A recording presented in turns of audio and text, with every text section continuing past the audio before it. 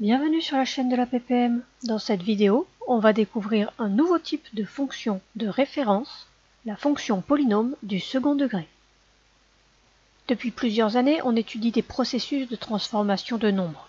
Prenez un nombre, ajoutez-lui 3, multipliez le résultat par 7, enlevez 4, multipliez par le nombre de départ, prenez la racine carrée du résultat, vous obtenez un nouveau nombre.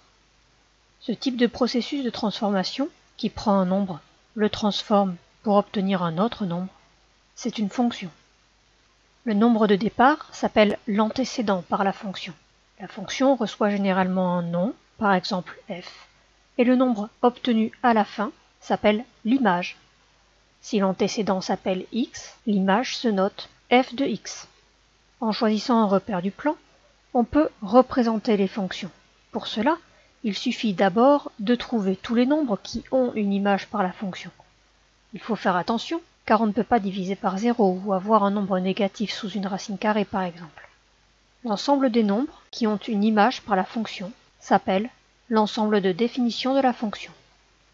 Une fois qu'on l'a trouvé, il ne reste plus qu'à prendre ces nombres un à un et placer les points dont les coordonnées sont x, y, avec y qui correspond à l'image de x.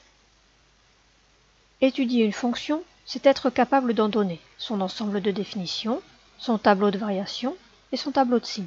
Lors des années précédentes, on a déjà utilisé un certain nombre de fonctions simples, en particulier celles qui se représentent par des droites. Ce sont les fonctions affines.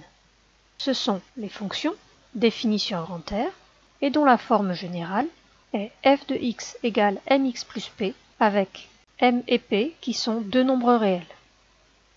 Certaines de ces fonctions sont linéaires, c'est-à-dire de la forme f de x égale mx. Dans ce cas particulier, les images et les antécédents sont proportionnels et leur représentation graphique est une droite passant par l'origine.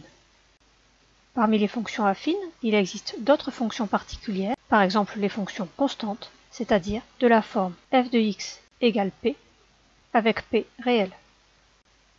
La représentation graphique des fonctions constantes est une droite parallèle à l'axe des abscisses. Bien entendu, la plupart des fonctions affines ne sont ni constantes ni linéaires. On se souviendra que m est le coefficient directeur et que p est l'ordonnée à l'origine.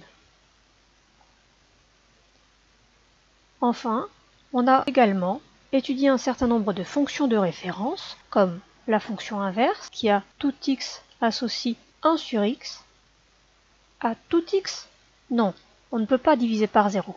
Cette fonction est définie sur R étoile, c'est-à-dire l'ensemble des réels privés de 0. On a également étudié la fonction racine carrée, qui a x associe racine de x, et qui est définie sur R+, c'est-à-dire l'ensemble 0 fermé plus l'infini.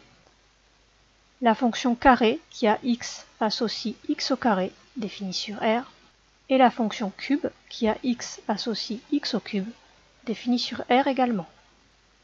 On va maintenant étudier un nouveau type de fonction de référence, les fonctions du second degré. Une fonction du second degré, aussi appelée fonction polynôme du second degré, est une fonction définie sur l'ensemble des réels et pouvant s'exprimer sous la forme f de x égale ax au carré plus bx plus c, avec a, b et c réels et a différent de 0. Cela permet de ne pas considérer les fonctions affines comme des fonctions polynômes du second degré particulières. Lorsqu'elle est exprimée sous la forme f de x égale ax au carré plus bx plus c, où a, b et c sont réels et a est différent de 0, on dit que la fonction polynôme du second degré est sous sa forme développée réduite. C'est donc une forme qui est importante puisque c'est grâce à elle qu'on va pouvoir affirmer qu'une fonction est ou n'est pas une fonction polynôme du second degré. Prenons un exemple. Les fonctions suivantes sont-elles des fonctions polynômes du second degré? Pour le savoir, cherchons si ce sont des fonctions définies sur R et pouvant s'exprimer sous la forme f de x égale ax au carré plus bx plus c, avec a, b et c réels et a différent de 0. Vous pouvez mettre cette vidéo en pause, faire vos recherches, puis remettre la vidéo en route pour avoir la réponse. Vous êtes prêts? Voilà les réponses et leurs explications. Dans l'expression de la fonction f1, on reconnaît tout à fait la forme ax au carré plus bx plus c, dans laquelle a est égal à 2, b est égal à moins 3 et c est égal à racine de 7. Ces trois nombres sont effectivement des nombres réels et a est différent de 0. Il n'y a aucune contrainte concernant les antécédents, donc cette fonction est bien définie sur R. On peut donc affirmer que cette fonction est une fonction polynôme du second degré. La fonction f2, quant à elle, pourrait s'écrire 0x au carré plus 1 demi de x moins 2.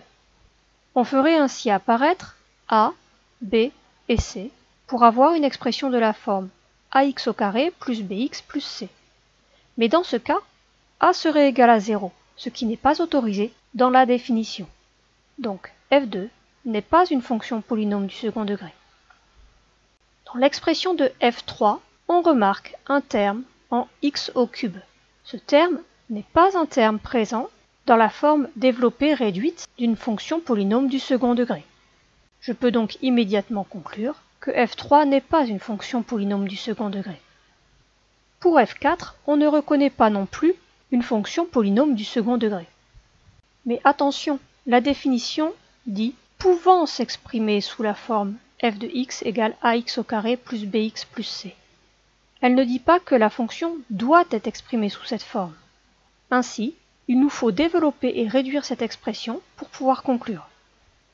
Par une double distributivité, f4 est égal à 10x moins 6x au carré plus 5 moins 3x, que je réduis et que j'ordonne afin de faire apparaître en premier terme les x au carré, puis les x, puis les constantes. Moins 6x au carré plus 7x plus 5, cette fonction est bien définie sur R, c'est une fonction du second degré, avec a qui vaut moins 6, b qui vaut 7 et c qui vaut 5.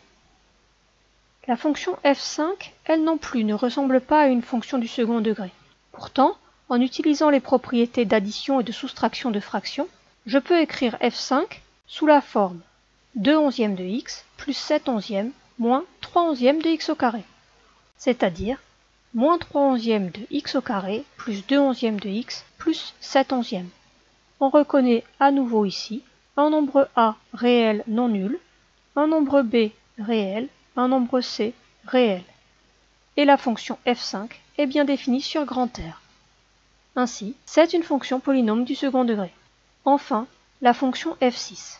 En observant un peu avant de commencer, je me rends compte qu'il est possible de simplifier cette fraction en factorisant au numérateur et au dénominateur par x. J'obtiens alors 5x au carré plus 2x moins 3 facteur de x sur 2 fois x. Je simplifie par x, et avec le même procédé que pour f5, j'obtiens que f6 est égal à 2,5x au carré plus x moins 1,5. Alors, est-ce que c'est une fonction polynôme du second degré? Eh bien non. En effet, une fonction polynôme du second degré doit être définie sur R. La fonction f6 n'est pas définie en 0, car on ne peut pas diviser par 0. Elle est définie sur R privé de 0. Ce n'est donc pas une fonction polynôme du second degré. Nous avons donc défini ce qu'est une fonction polynôme du second degré. On veut désormais étudier ce type de fonction particulière. Il faut donc être capable d'en donner son ensemble de définitions, ses faits, ses grands R, son tableau de variation et son tableau de signes, et quelques propriétés remarquables qui nous seront bien utiles pour simplifier les calculs. Je vous donne donc rendez-vous dans une prochaine vidéo. Si cette vidéo vous a plu, vous pouvez mettre un pouce bleu et un commentaire sous la vidéo. À bientôt sur la chaîne de la PPM.